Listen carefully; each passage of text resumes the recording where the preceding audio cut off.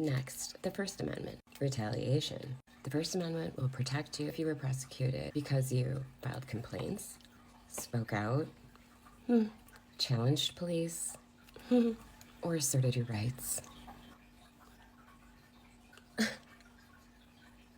That is a First Amendment retaliation claim under 1983, and I have multiple events in this category. The Fourth Amendment, malicious prosecution, unlawful seizure. We can sue the prosecutor's office for prosecution without probable cause, arrests based on fictional or selectively collected evidence, GPS monitoring imposed without a lawful basis, and bail escalation used as punishment. This is a recognized 1983 claim under the Seventh Circuit. Next, we have the 14th Amendment. Under the 14th Amendment, we are protected by equal protection and selective enforcement.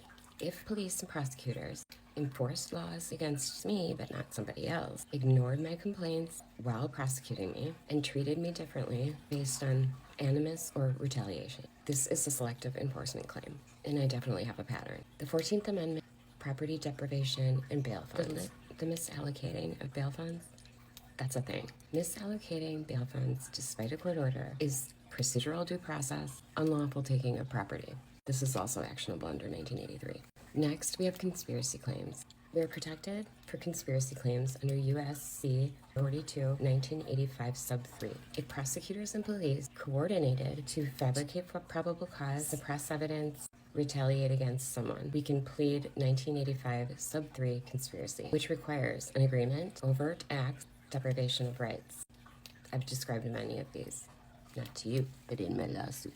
Next, we have 42 U.S.C. 1986, neglect to prevent. If supervisors in the prosecutor's office knew about the misconduct, had the power to stop it, and failed to act, they can be liable under 1986. Then we have supplemental state claims. We can add state law claims such as malicious prosecution, abuse of process, conversion for the bail fund, negligent supervision, and intentional infliction of emotional distress. These attach under supplemental jurisdiction 28 U.S.C. 1367. So, specifically, against the prosecutor's office, my federal claim is going to look like this.